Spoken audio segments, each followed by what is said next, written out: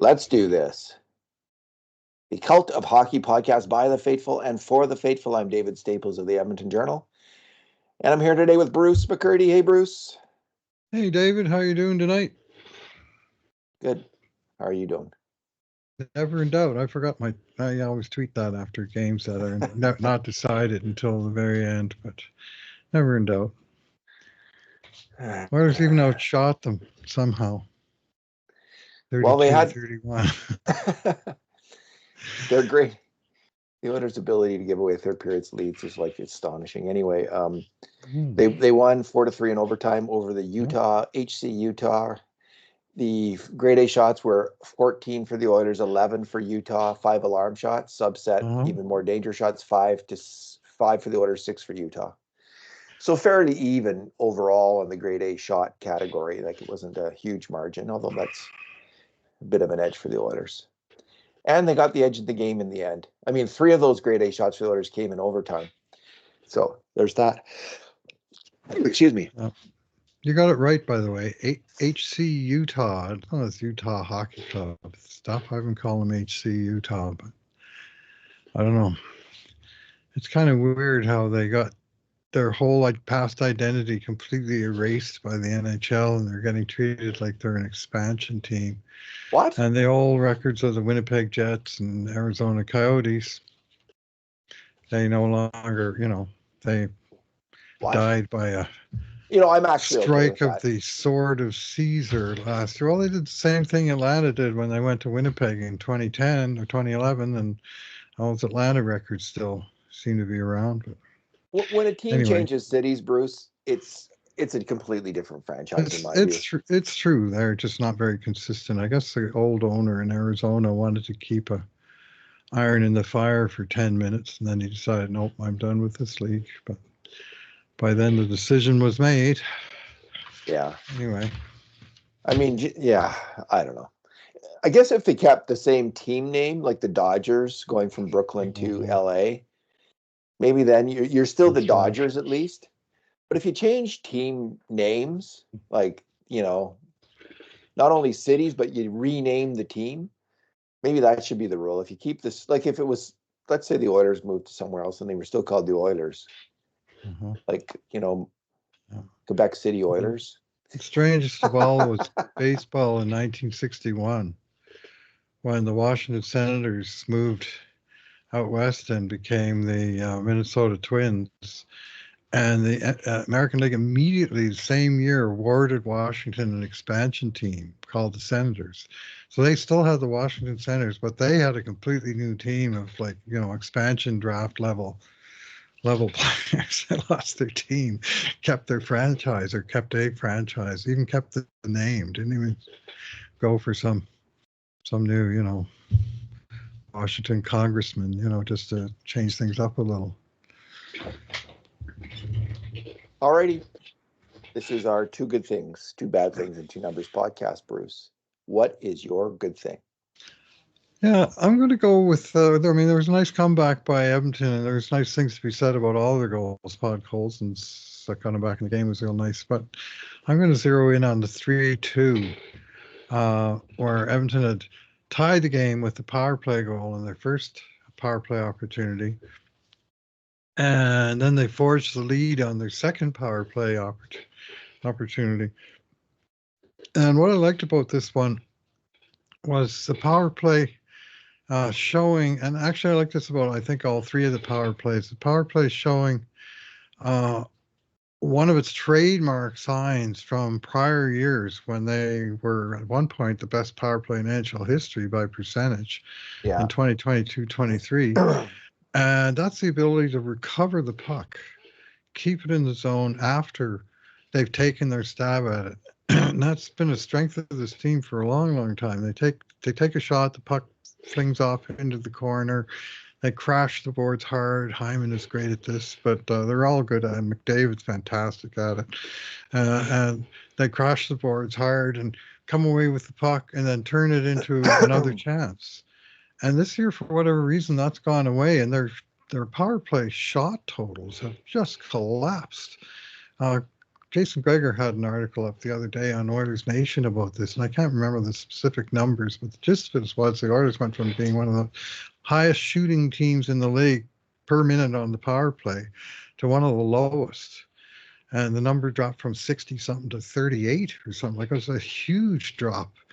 And they, they'd be one and done. They come in, they pass it around, they get one shot, and then they'd be chasing it down the ice again. Well, they started to do more of this. Okay, if we miss a chance, let's get the puck back, keep the pressure on these guys, tire them out a bit, get that puck cycling, and maybe, we'll force a mistake. And on the 3-2, it happened, quite quickly that Draisaitl had a great chance at the edge of the crease, and it looked like the same as his goal that he scored earlier, right? He got a good bounce and he just hammered it into the open side. But this time the defenseman, which might have been the dastardly Ian Cole, somehow got a piece of equipment in the way of Draisaitl's what looked like a sure goal, and the puck bounced away into the corner. And it didn't matter. Like, within about 5 seconds, maybe 7, puck was in the net anyway. Perry went off into the corner and retrieved it. He fed it back to the point. Bouchard found McDavid in the high slot, and McDavid did a couple of dangles, and then saw a lane to the top corner, and boom, puck was in. Great shot. And just, let's not fool around, and, if the shot is there, take the shot. And he took the shot, and he made the shot. Yeah. What a wicked drive though by McDavid. And so I thought of Draisaitl's first goal, but no, the first goal was a gift. He slammed it in, but the second goal, McDavid scored from the slot. He had to beat Vejmelka, and he did. High glove side. Great shot. A wicked shot. And I just like that they turned one mischance into another. And tonight on the power play, which Edmonton had 4 minutes and 55 seconds, and all the same 5 guys played 4 minutes and 55 seconds power play time, they had 7 shots on net and 2 goals. And, they were delivering kind of what we expect out of these guys. This was game number 23, and it was the first time all year they scored 2 goals on the power play in the same game. Last year they did it 16 times, about once every 5 games. This year, 22 games with never happening, and then finally tonight they needed it because they got whooped at 5-on-5 tonight. They lost the 5-on-5 game 3-1, and they stole away with the 2 points because of their power play, because of their 1 penalty kill, because of their play in overtime, and because, I got to say this, because the referees were their friends. The Oilers got a few very favorable calls and non-calls in this game. I got to say that they got 3 power plays to 1, and there was a couple of pretty obvious ones that somehow got missed. Good. And we always whine and complain, or at least I do, whine and complain when you're on the short end of calls like this. But you got to acknowledge sometimes they go in your favor. I dare say that the Utah Hockey Club supporters are probably not too enthused with the work of officials tonight. I won't be surprised to hear some grumbles coming out of their locker room, and I understand them because they kind of got the short end of it. We don't have to guess at that, Bruce. We heard the fans chanting in the game. The old refs. Okay, I missed that part. That's normal, whether the ref sucks or not. I guess. So I thought the Oilers really did control things in the power play, and it struck me that Utah might have been a bit more passive than other teams on the penalty kill. Now it just might be that they were beaten into submission because they got so tired because they couldn't change off, and the Oilers are winning pucks and passing it around. When you're chasing like that, you get tired. So it just could have been a function of the Oilers' excellent execution on the power play. They just, they were more deadly, obviously.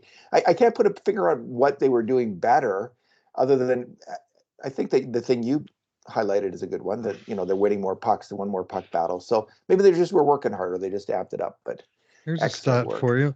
I mentioned 455 for all 5 of Edmonton's power plays. Ian Cole, defensive defenseman for Utah Hockey Club, he played, wait for it, 4 minutes and 55 seconds on the penalty kill. He was out there for the entire time, and so he was probably sucking wind, especially one of the goals was quite late after the power play. The first one was like a minute 53. That was McDavid's goal. It was a minute 53 of power play time. And so if he'd been out there for 153 and had just saved a goal, well, they were flagging at that point. In second period, of course, power play or any kind of offensive zone time, that line change is 100 miles away for the guys in the defensive team, especially the D-men. The trade I'd love to see at the deadline is Ian Cole traded to the team the Oilers are going to play in the first round of the playoffs. Okay, my good thing, Bruce, is the overtime goal. I mean, the Oilers had, again, pissed away the lead in the third period. You can just count on it. And they found a way to do it again this game. And anyway, I've been last podcast, I think I'd mentioned, like, I just think Nugent-Hopkins needed to up his intensity in his physical play. And on that goal, I think he did both. He was completely wired on that play. He won the puck in his own zone, charged up ice, and wired it in the net. Like that was a high skill, but also a high intensity play. And that's how he's got to play the game. As he leaves his highest skill years, right? Like where he's got the best reflexes, the fastest skating that he's ever going to have, and he becomes a different kind of player. He's got to be more Henrique-like, more Corey Perry. Corey Perry's probably not Henrique's probably a better example. Just a bit grittier, digging in hard, and he sure did that on that goal. It was a fantastic play, fantastic strike, and way to go, Ryan Nugent-Hopkins. Just brilliant. I give a slight assist. I'm actually surprised he didn't get one. Looking at the score sheet, this was scored an unassisted goal. I thought Henrique had something to do with that. He helped win that battle high in the defensive zone. Yeah. He got a stick in there, and then it bobbled. I guess they said Arizona. No, I knew that was going to happen. Utah reestablished possession, but the guy didn't really have it. Like Henrique mucked it up the possession, and then Nuge stole away with it, and he made a nice check as well, and then won the race. It was Michelli, wasn't it? Yes, it was. The former Oilers killer. He's killed the Oilers in a few games, so it's nice to see him screw up and have the Oilers win. Turn about his fair play. Bruce, what is your bad thing? Yeah, nothing against the Utah Hockey Club or the state or the people, hockey fans, any of that stuff. Their rink is not good. Not good at all. Man, oh man, were there bad bounces and weird plays tonight. There were guys falling all over the ice. There was parts along the kick plate at the bottom of the boards where you often find the puck, and it was a conflict point constantly where the guy was trying to not only play the puck, but he had to beat the kick plate. Because I don't know if there's obstructions sticking out, like there were pucks taking weird bounces. They were popping into the air. And there was one place in the right defensive corner for Oilers in the first and third periods along the boards there where nobody could make a play. Ekholm had a turnover there because he had the puck, and then all of a sudden he didn't have it anymore, and it turned into a scoring chance. Then there was one where Stetcher had it, and the puck hit the exact same spot along the boards. I don't know if there's a gate there or what's going on. And he did make the play, but he got absolutely pounded with a heavy check that wouldn't have happened other than he fumbled on his first chance, and some big guy, Lawson Krause maybe, just came through and crushed him. And it just seemed like the play wasn't smooth. There was a lot of turnovers and a lot of sort of sloppiness. And I thought that the ice surface, and not just at the enclosure itself, the boards and especially the kick plate. And it's a little thing to choose as a bad thing, but it really affected the flow of the hockey game.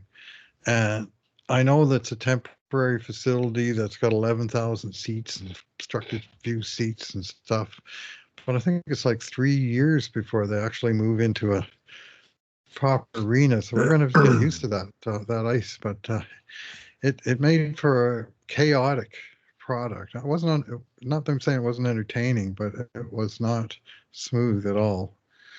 And it's right from the very start of the game, I'm going, what the hell's going on out there?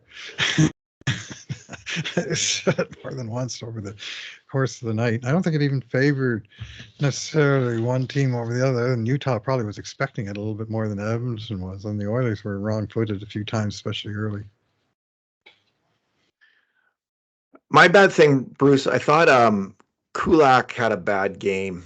He's usually been playing quite well this year. Yep.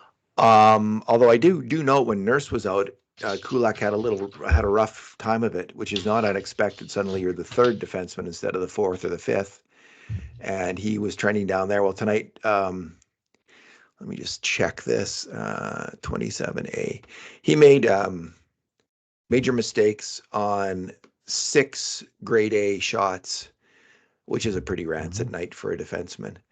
And so I've annotated a few of them. First one, first period, 12:31, allows a hard pass into the slot on a rush.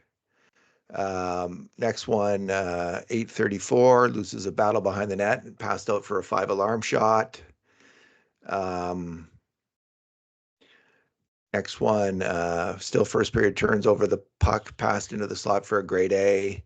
Next one, he loses Logan Cooley going to the net as Cooley pounds in on Calvin Pickard and scores a goal. There was 2 more as the game went along. So he just wasn't sharp. He's played really strong hockey this year. He's a good hockey player, but tonight wasn't his night. I think it's probably I can't remember actually singling out Kulak as a bad thing. Right.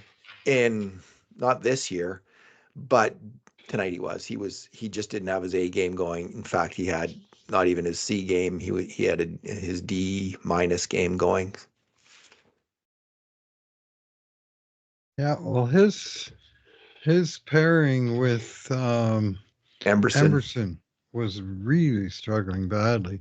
Yeah. And his numbers, I mean, it's actually maybe even a little bit more interesting. Look at it from the point of view of Kulak's numbers. So these are my numbers. Kulak playing with and against teammates. And I got the wrong guy there. There we go. Yeah, he played 6 minutes and 37 seconds with Nurse. Yeah. During which time Edmonton had 9 shot attempts and Utah had 6, and the play was more or less flowing the right way. Nothing happened, goals for or against or anything like that, but it was sort of normal distribution. Kulak with Emberson, oh boy, 11 minutes 37 seconds, shot attempts 2 for Edmonton, 22 for Utah. Shots on net, 1 for Edmonton, 15, 1-15 for Utah, and scoring chances were 1-12. This is natural stat tricks, of course. It's not grade A's. It's actual what they call scoring chances, and somehow they got out of that with a 0-0 on the scoreboard, so they survived. It was actually Bouchard who was on for all 3 goals against, and you could probably find ways to make him your bad thing. But it wasn't like the play spent the entire time and his end of the ice was out there, whereas for Emerson, it really did. I like him, but he didn't have a great night tonight. The best thing he did was take the one penalty Edmonton took, because I think Emerson very likely saved a goal with the penalty that he took after Kulak got beat, and he tripped a guy in front of the net to sort of end the scoring chance. And it was, you could see sort of, I'm in trouble here. I better take this guy down. It was a good decision, but he just would seem to be a half beat off. And I don't suppose that there's issues with the ice and boards. I mean, they'd be probably even tougher on a younger player, but holy moly, those guys were on the chase when they were out there together. I blame the kickboards, Bruce. Maybe. It's part of it, but both teams are playing with the same kickboard, so there's that. They are. Anyway, and they were playing with the ones at Edmonton's end of the ice the whole time that that pair was out there. My goodness. Sometimes it happens. You just get stuck in your own Live end. and learn. You take the 2 points and run. Yeah, to the never airport. critique a win, eh? Right? That's the old saying. Just get the hell out of Dodge. No when to walk away, no when to run. Okay, huge relief here. My number is 22:01. That's the time on ice at even strength for Darnell Nurse. And the next highest player was Matthias Ekholm at 19:27. So even strength. Yeah, at even strength. Right. Nurse was the number one choice to go on the ice at even strength. And he deserves it, Bruce. And it's such a relief, as I said, heading into this little segment, is that he got plastered with that hit, but he has come back. And, he had been playing the best hockey that he's played in 2 or 3 years before he got that hit. And he's picked up where he left off. And he's making the right decisions out there. He's generally speaking, playing shutdown defense, playing heavy minutes. He's playing like a number one defenseman again. And that's really encouraging, because do they ever, I keep saying, do they ever need this guy to come through for them in the playoffs? Darnell Nurse has yet to have a really good playoffs. He's got to have a great playoffs. If he has a great playoffs, and let's say the Oilers other guys don't get injured, this is a really dangerous team. And I'm thrilled to see Darnell Nurse turning it around. It's fabulous. I mean, every other defenseman last year improved, it stayed the same or improved, some of them dramatically under Paul Coffey, except for Nurse, who got worse and then got really worse in the playoffs. Well, he maybe in Coffey, I don't know, maybe they figured it out. But he's getting it done. Yeah, well, I mentioned he played with Kulak some 6.5 minutes, shots for 5-4, but he also played 12.5 minutes with Stetcher, who's, good game for Stetcher, the top defenseman by any means. And Oilers outshot the bad guys 10-2 when that pair was together and outscored him 1-0.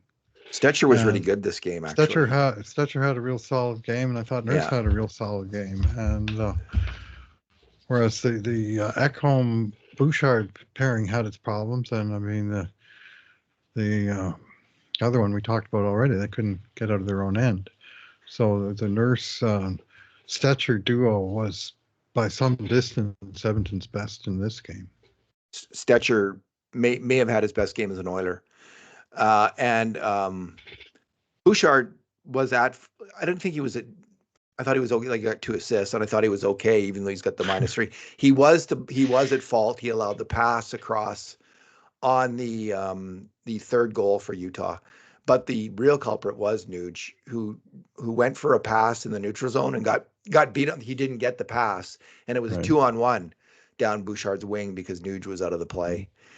So, he might have blocked the pass. The one guy back on the 2-on-1. He did the big slide, right?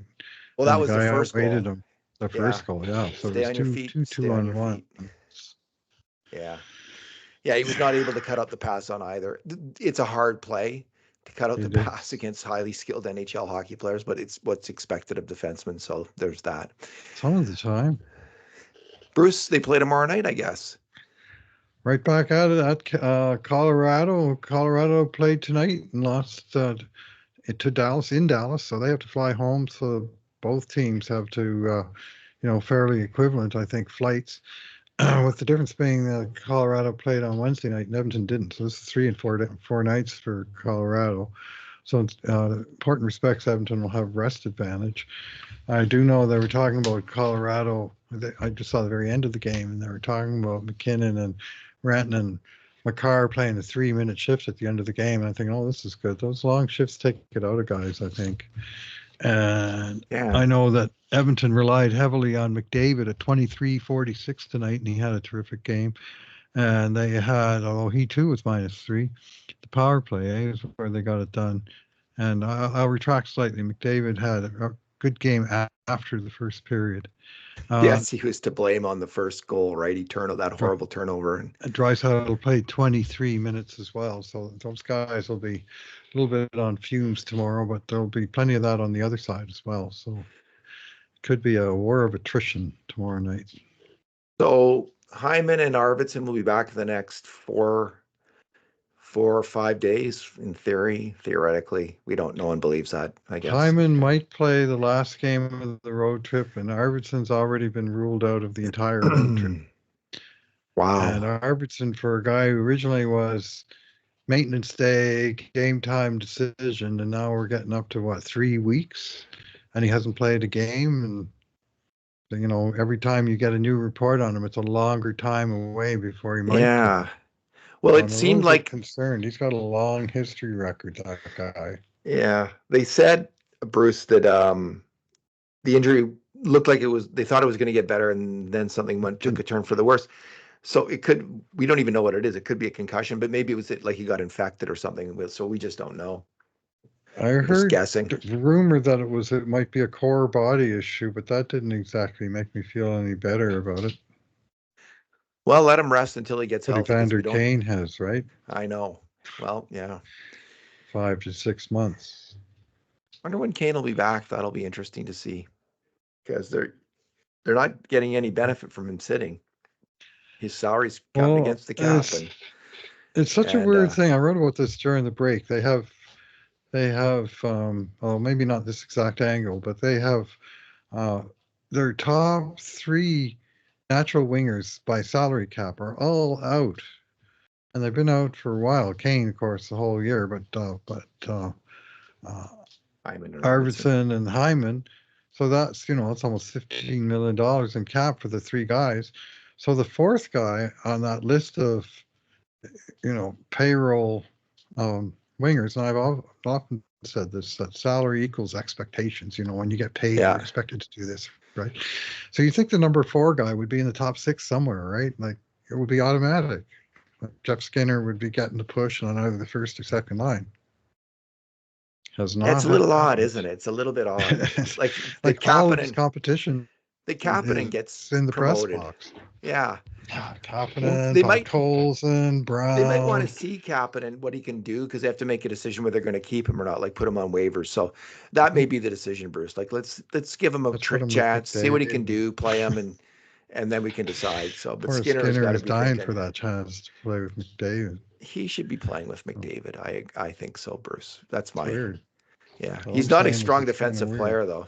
He really isn't. All right, Bruce, let's leave it there.